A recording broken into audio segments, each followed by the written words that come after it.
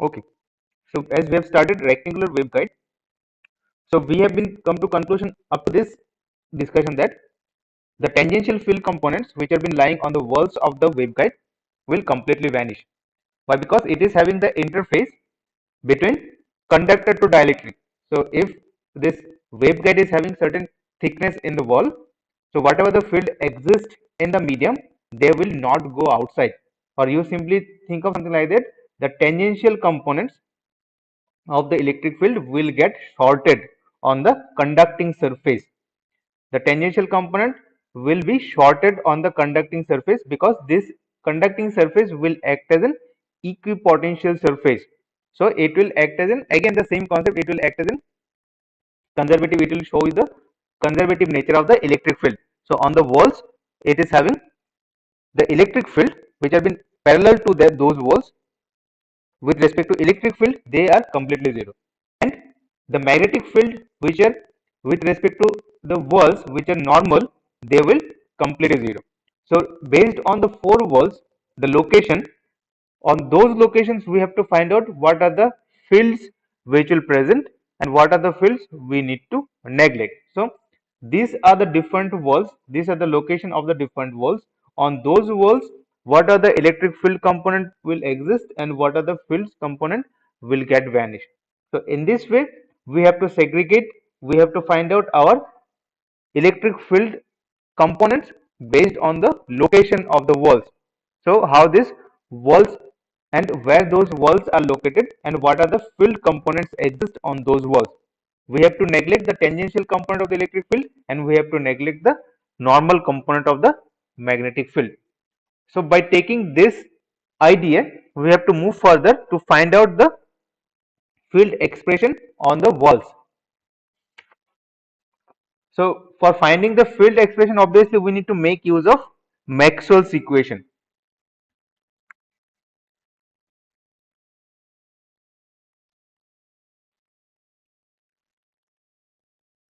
Equation for the medium between the conducting plane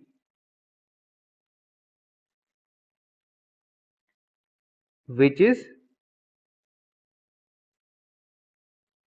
linear, homogeneous, isotropic, charge free and non-conducting. So this is the medium properties. So for this medium we have to write the Maxwell's equation. So if we write in some reverse order, something like that, del cross E, which is minus mu del H by del T. Let us give equation number 1. Then del cross H, it is sigma E plus epsilon del D by del T. Sorry, del E by del T. So as this it is non-conducting, the sigma is 0. So we simply write epsilon del E by del T. Since sigma is 0 for non-conducting medium, for non-conducting medium. Next, del dot D is rho v. So as it is charge free medium, again rho v will be 0. Charge free medium is 0. Let us give equation number, it is 2. This is equation number 3. Then we can also write for this del dot epsilon E is equals to 0 or simply del dot E is equals to 0. So better to give equation number 3 here. It is for the homogeneous medium. Epsilon is, we have taken epsilon in the right hand side, means epsilon is same.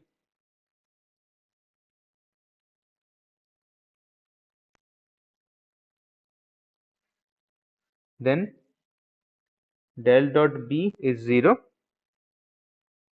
del dot mu H is 0 or del dot H is 0. Why? Because it is again homogeneous medium.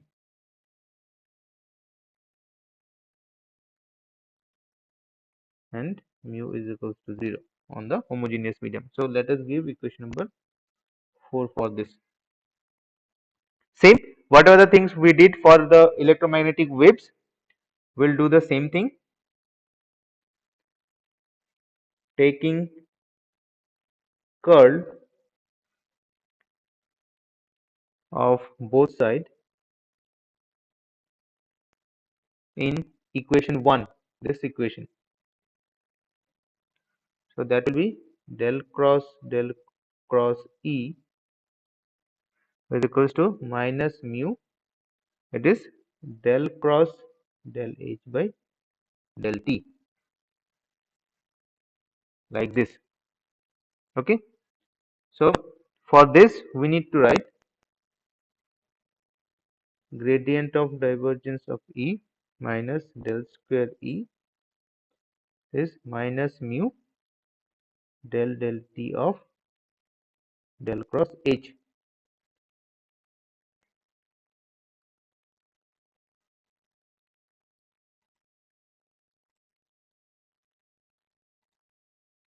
Or no, what happened today? You didn't have the link?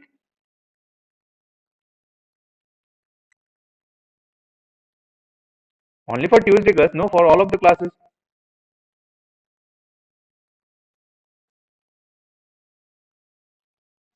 Okay, you just give me your email ID again for this class. Okay. It is very annoying. I have to come back again. I have to accept. Yes.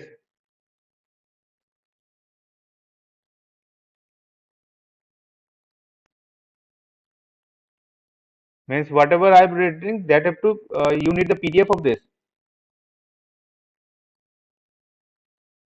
Okay, wait for some time because I have to scan it down all those things and I have to write.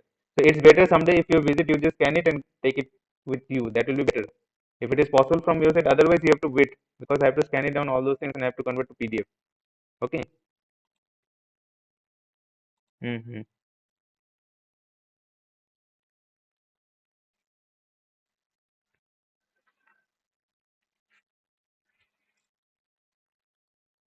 So we can substitute this del dot E and del cross H from equation number 3 and 2. So substituting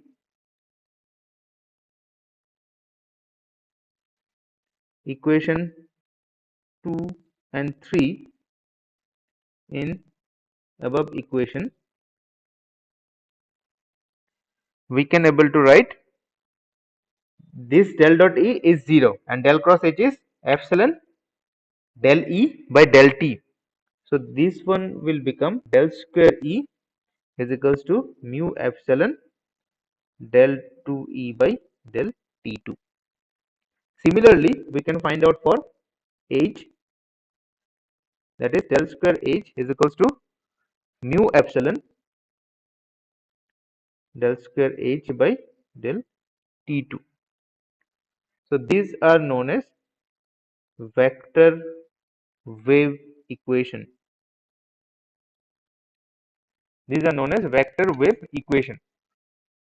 So we can expand this equation, this wave equation, for the three different components of the electric field and magnetic field, variation in the three different directions.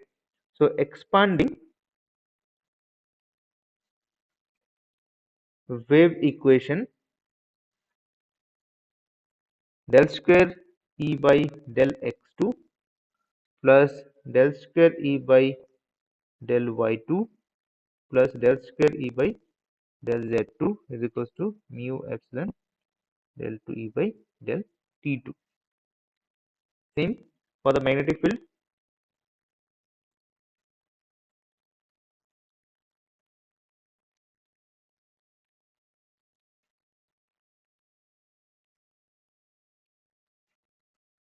These are second order, four dimensional because it is having the variation with respect to x, y, z and t. It is second order, four dimensional partial differential equation.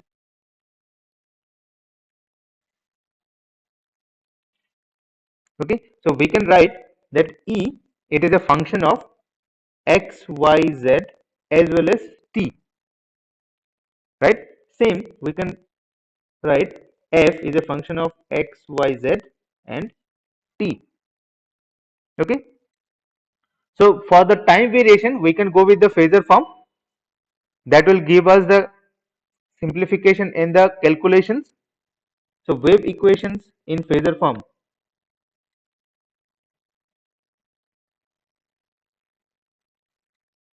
So how we are writing? Es is equals to real of e x y comma z e to the power j omega t, which is simply written as real of e to the power j omega t. Okay. So this wave equations in terms of phasor form, this differentiation will be multiplication by minus omega, right? So we can write down this wave equations like this.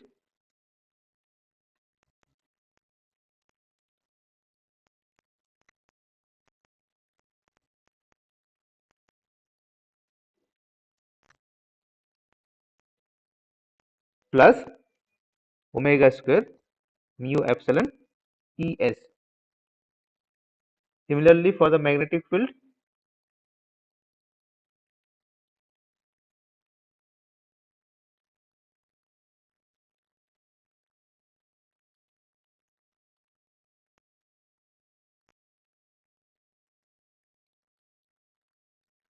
so now we have been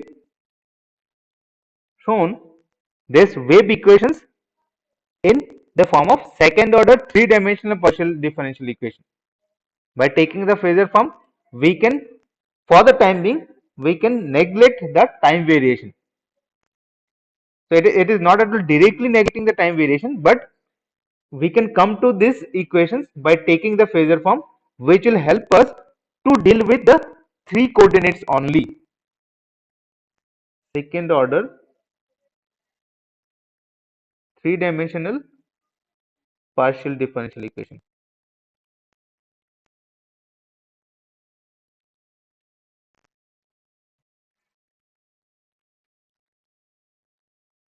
Now, what are the conclusions we can make from these equations? These are the wave equations.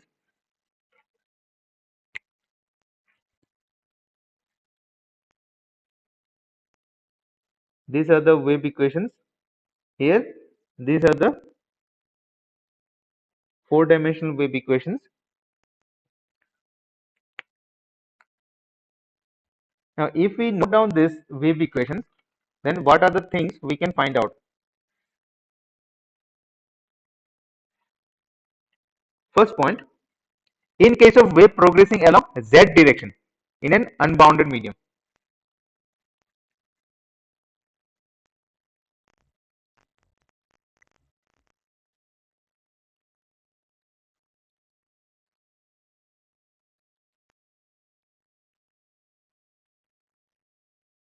z direction in an unbounded medium, what we have concluded that it is independent of x and y. Previously, for the waves, if the waves is having the variation or it is progressing along z direction, then wave it is independent of x and y, since there is no boundary to meet along x and y for the unbounded medium, because there is no variation along x and y, since there is no field component exists in the direction of wave propagation. So we can consider that wave doesn't have any kind of variation in x and y, because it is propagating in an unbounded medium, means in the free space it is propagating. So if the direction is z at which it is been propagating, so in the x and y there is no variation of the wave, or there is no propagating vector for those waves in the unbounded medium.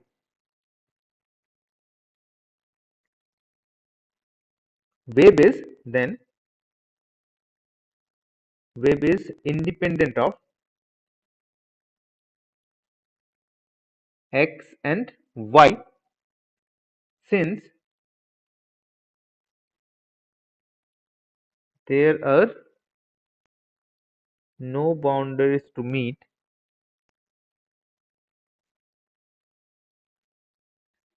along x and y directions. The wave is independent of x and y. Okay. Second point, in case of waveguide,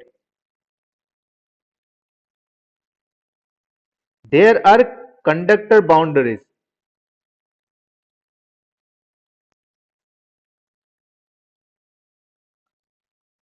That is, some conducting walls exist along x and y directions. Right? So while the wave is been propagating inside the waveguide, it is having conducting boundaries in x and y direction. Wave is been propagating along z, but it is having conducting boundaries in x as well as in y. So the wave is been propagating in a bounded medium. We assume the energy is being progressing along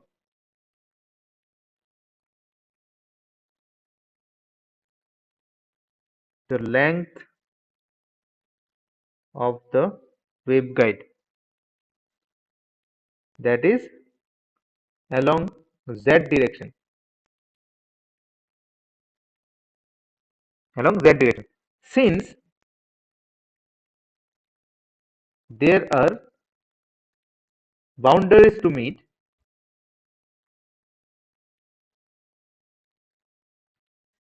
along x and y direction, it is not possible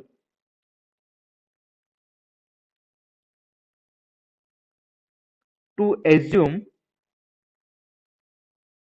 partial variations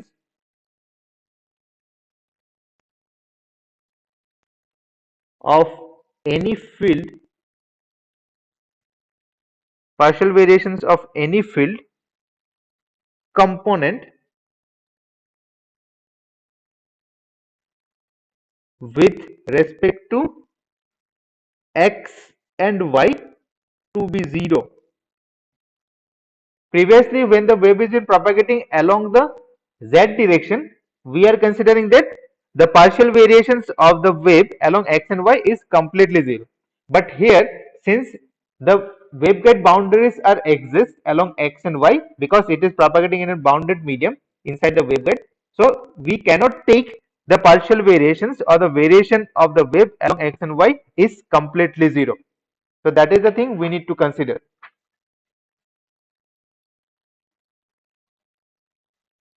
Third point, in the case of wave progressing along z direction in an unbounded medium,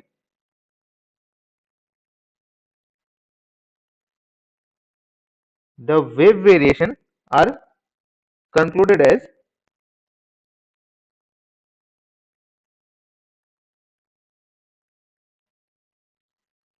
e to the power minus gamma z, right?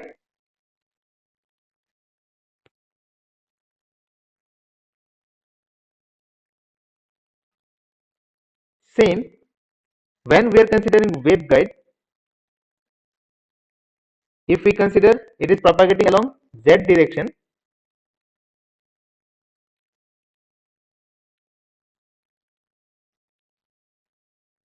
we still have the variation along z direction with respect to e to the power minus gamma z.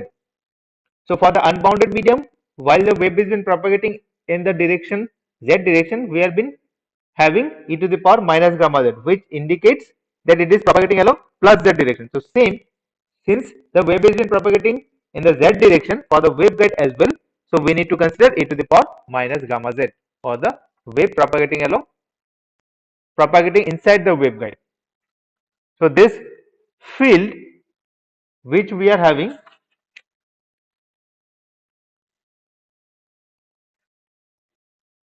the fields which we are having the variation with respect to x, y, z, and time, so we can consider that it is having variation with respect to x and y. It is having the variation and the wave is been propagating along z direction. So the modification in the fields expression will be like this: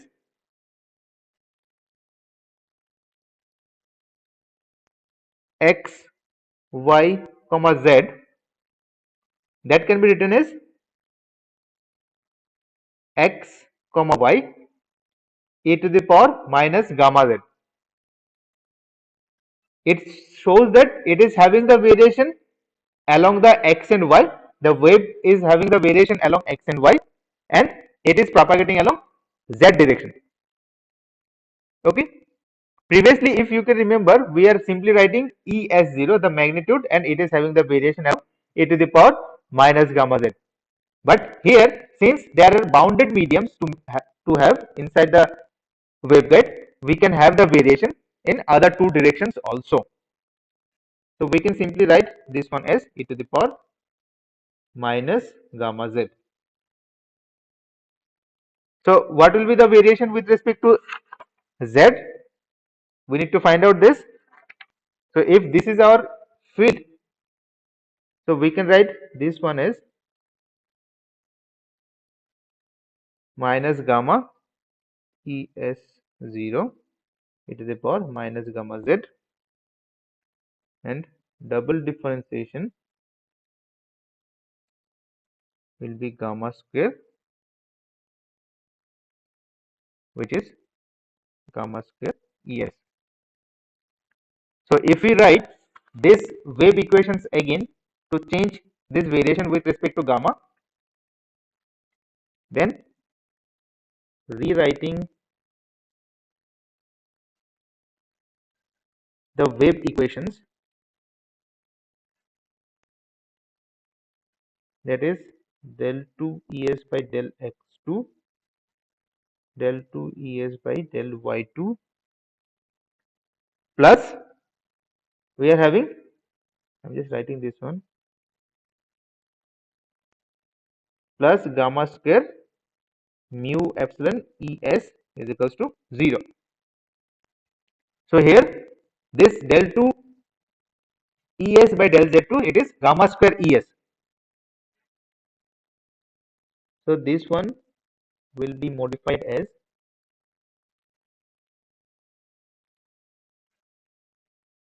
h square es, yes,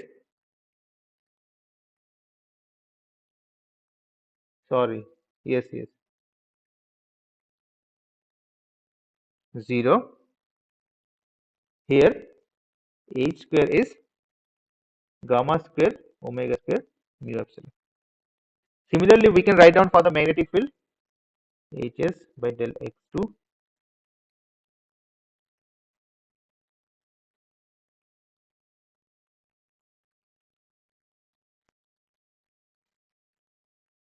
So by taking this, what we have been changed in the wave equations, we have landed up to the two-dimensional partial differential equation. Starting from the four-dimensional, now we have been landed to the 2D partial differential equation. So these are the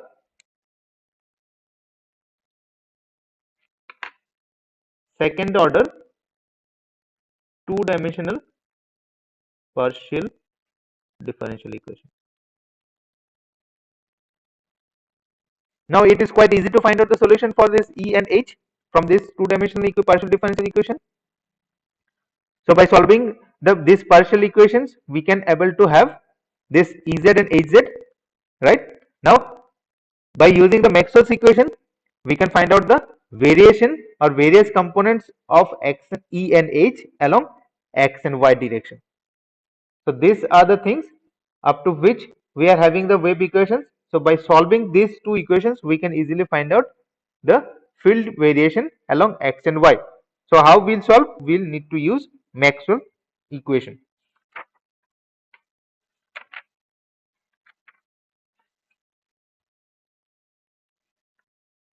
So first Maxwell equation, we are having del cross H, it is j omega epsilon E. It is del d by del t. It is in the phasor form. Del d by del t. So del t it is j omega. Then d is epsilon e. So this one can be written as it is. Let us consider I cap, j cap, and k cap. Del x, del y, z, hx, hy, hz. So this del z is minus gamma,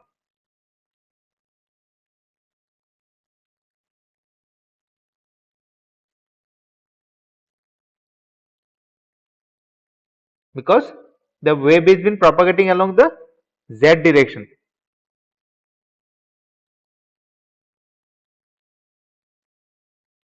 J omega epsilon e maybe have this x component, y component, and z component. So by equating the coefficients of these unit vectors, we can find out del hz by del y plus gamma hy is equals to j omega epsilon ex.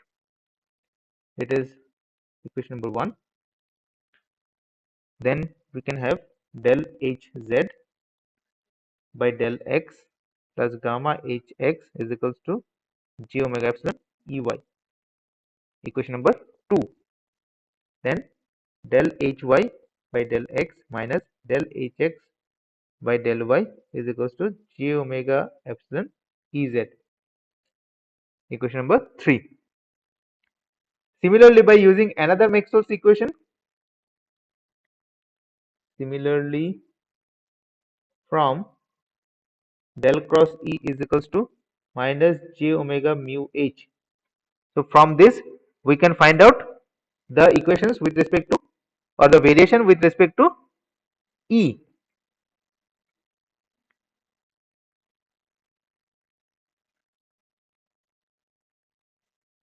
Del y gamma ey, it is minus j omega mu hx. I just skipped so many steps here. You just go and try to find out and go with those steps. You will have the same value for this.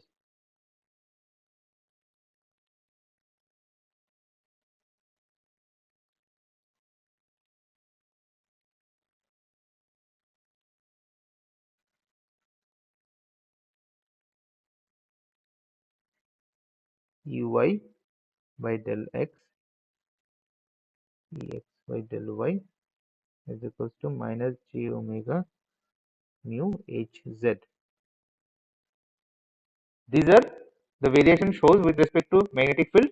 These are the variations which shows with respect to the electric field.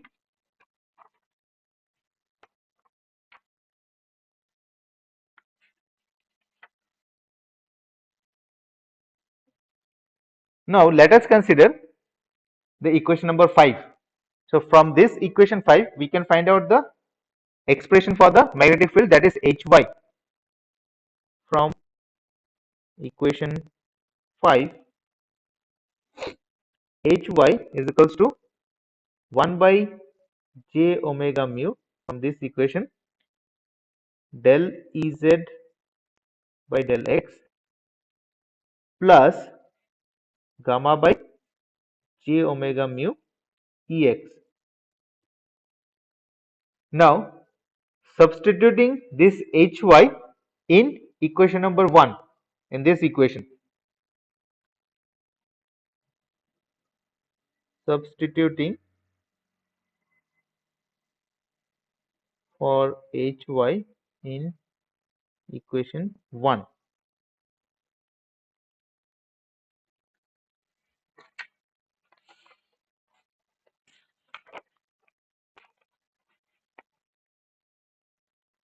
This is our equation 1. So it is having del hz by del y. We need to go with the substitution of the hy. So that one will be gamma into this value. So gamma by j omega mu del Ez by del x then we'll be having gamma square multiplied with this. So gamma square by j omega mu Ex is equals to j omega epsilon Ex. So from here we can find out the expression for the Ex.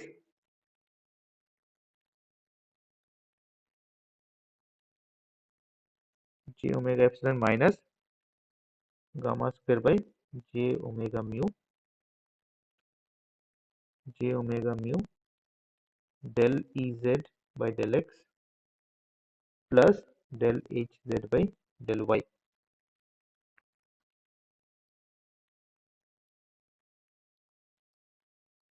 So if we multiply both sides by j omega mu, then we can have Ex minus omega square mu epsilon minus gamma square gamma Ez by Ex plus j omega mu del Hz by del y. So this is minus h square. So therefore our Ex is, it is minus h square. So that can be written as minus gamma by, we have been taking this one in the right hand side, h square del Ez by del x minus j omega mu by, it is minus h square. So divided by h square del Hz by del y. So this is our, let us consider equation number 7. So in this way we can find out all the field components.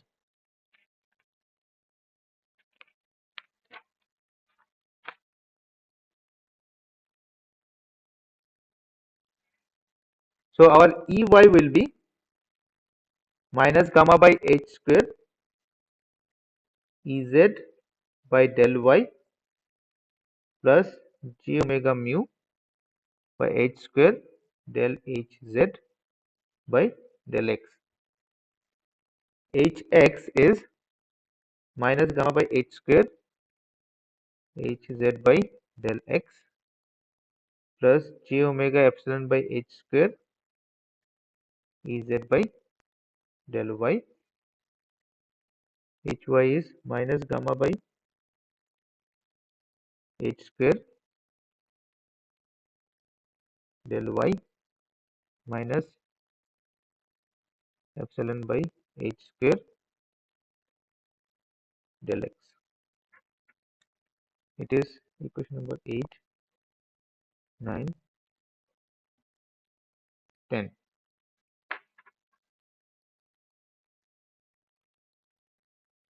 So you will find for every field component.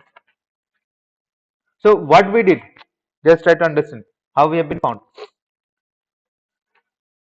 These are our second order two-dimensional differential equation, that is wave equation. Now to find out the field components for different variations in different direction, we have been using our Maxwell's equation. So since the wave is been propagating along z, so we have been changed the variation del del z is equals to minus gamma, because e to the power minus gamma z. Propagation along z indicating by e to the power minus gamma z. So if you take the differentiation along the direction of propagation, that will give you the indication about the propagation constant. So by taking this Maxwell's equation with respect to magnetic field, we have been found the variation for the magnetic field, and it also relates, every field components relate the electric field.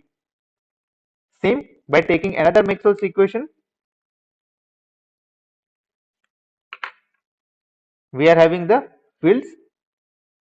So by taking all those variations for the fields, either x, y or z, by taking all those things by into consideration, so what we did basically, first of all by taking this hy, we have been used in this equation number 1. So by doing this, we are having, this is the expression for the electric field Ex. So to find Hy, we need to go with this equation number 4, right? To find out Ey, we need to put the equation hx in this equation number 2. Fine. So same, if we go with, if we need to find out other expression, so since we have already derived this hy,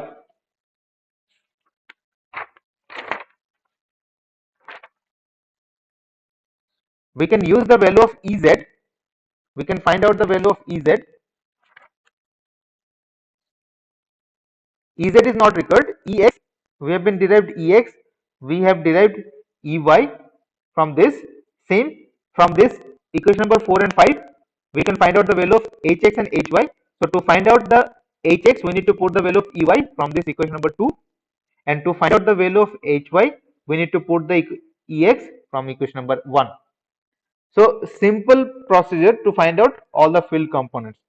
So if we look into those field components, it will take into consideration of propagation constant. It will take into consideration of propagation constant, and it will show you the field components along the direction of wave propagation.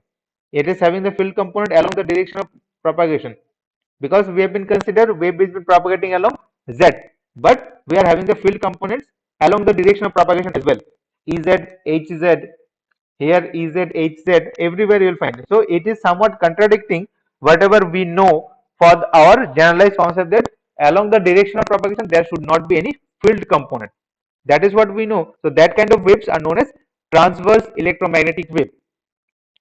That is, on the transverse plane we are having all the field components. What are the field components we can have? All those field components are always lying along the transverse plane. That is the plane which is on which the direction of propagation is along the normal direction on this plane.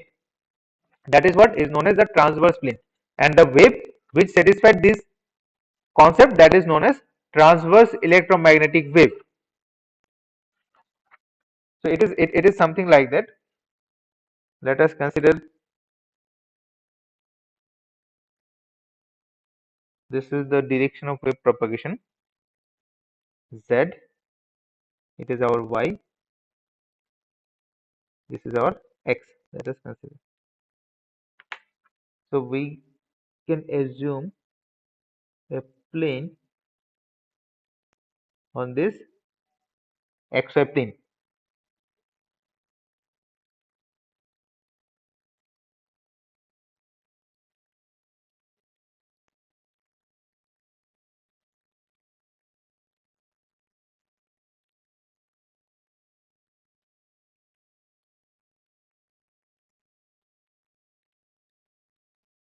Okay, so on the xy plane we are having a plane of consideration. So on this plane, if we are having all the field components, like this is our hy, this is our hx, same, if this is our ey, in this direction let us consider it is our ex. So on this plane we are having all the field components, and the direction of propagation is along z. So this kind of waves are known as transverse electromagnetic wave, and it is that plane which exists normal to the direction of propagation, transverse plane.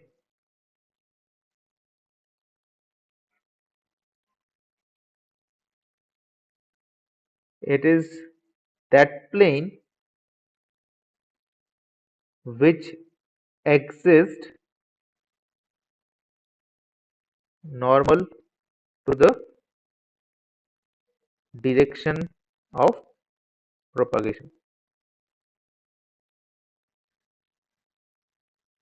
So when a wave is progressing or propagating along z direction, the possible non-zero field components are, it may have the ex component, it may have ey component, it may have hx component, it may have hy component. So all of these components are completely lying on the xy plane, that is the transverse plane.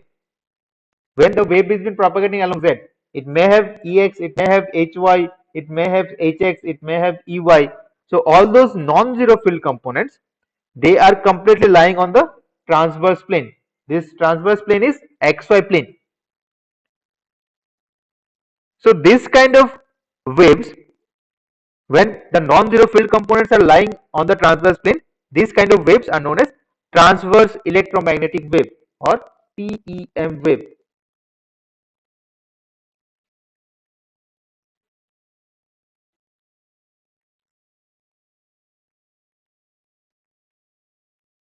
TEM wave or transverse electromagnetic wave.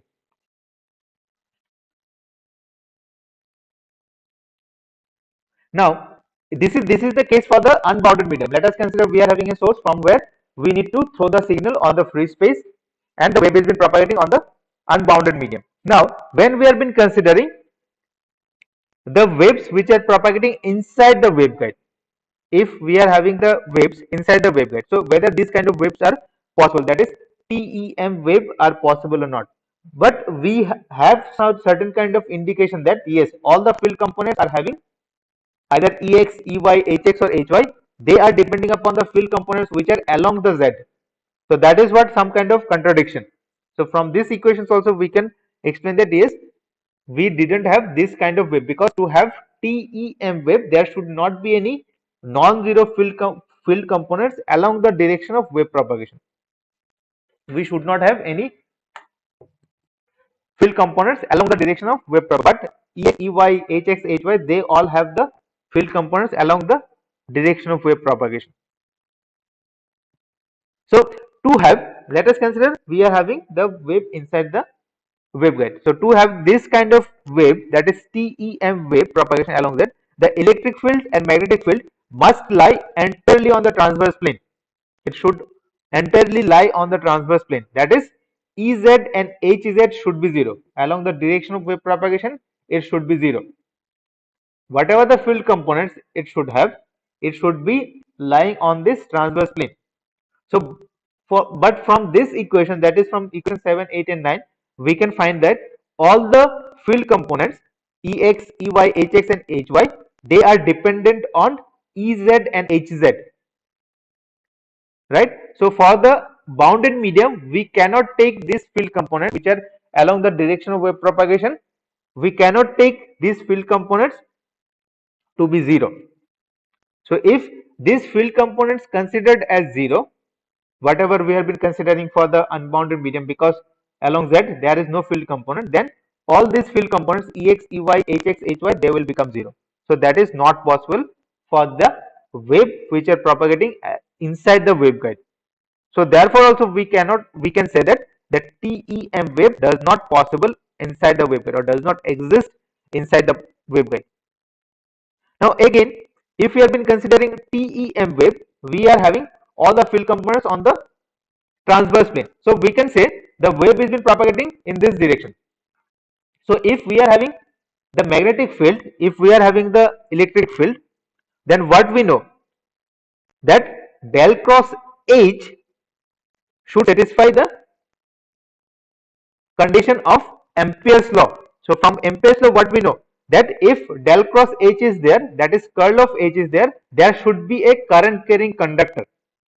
So on the current carrying conductor, if the flow of current exists, for any conductor, if the flow of current exists, that is electron movement exists, then around it some magnetic field will have the curl. The rotation of magnetic field will exist around this current carrying conductor del cross H, right? So if we have been thinking about the metallic waveguide, the metallic waveguide is hollow. There is no central conductor, right? There is no central conductor. So if we are having this waveguide, let us consider this is the waveguide.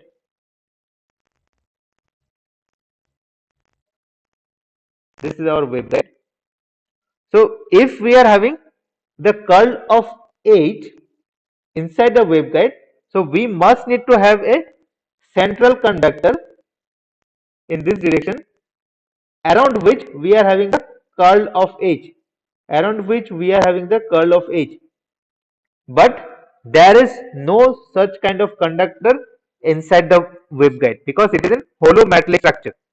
So that's why also we can say that this closed line integral H dot dl, it should be I enclosed, but for the waveguide this I enclosed is 0. So this del cross H is 0. So we can say yes, TEM wave does not exist.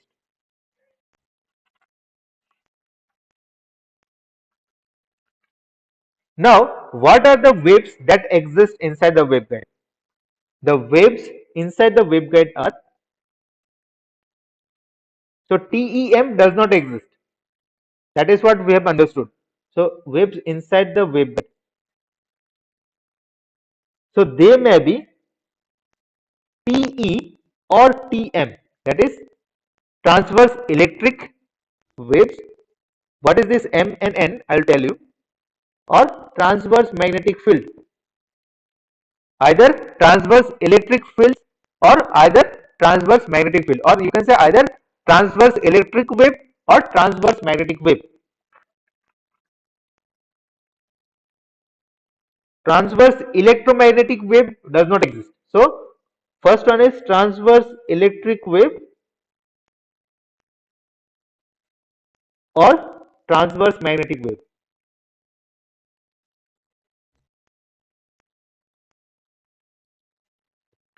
These are called transverse electric wave because the transverse word related to the electric field. So previously transverse word related to both electric and magnetic field. So what we have been found that electric field and magnetic field, they are lying on the transverse plane. Now when the transverse is connected with electric, then we can say electric fields are lying on the transverse plane.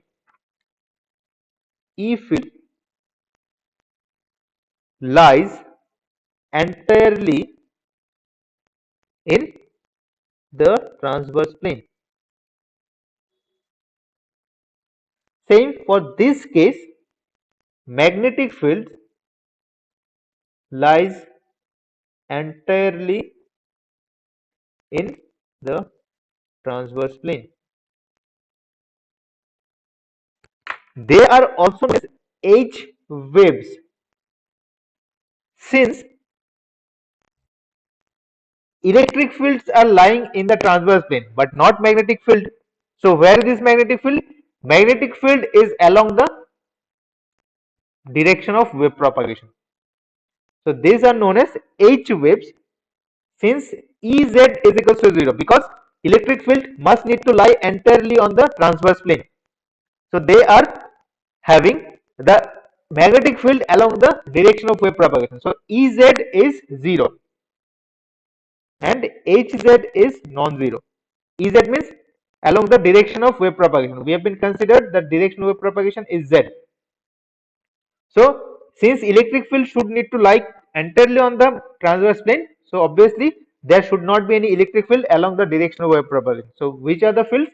Magnetic fields are there along the direction of wave propagation. Same for this case, these are known as E waves because magnetic fields are lying entirely on the transverse plane. So for this case, Hz is 0 and Ez is not is equals to 0.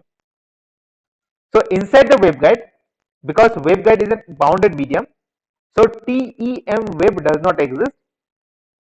There are either TE or TM.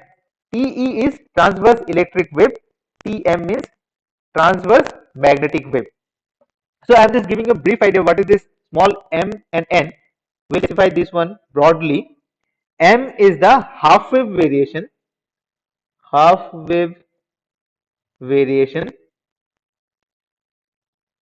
along the wider dimension of waveguide. Wider dimension means this direction. These are the wider dimension. Same n, it is the half wave variation along the smaller dimension or narrower dimension of the waveguide. Wider is this one. These are the narrower dimension or smaller dimension. So why this is something called half wave variation? We need to find out. We'll go with this in the next class. Up to this, anyone having any doubt? Any doubt up to this?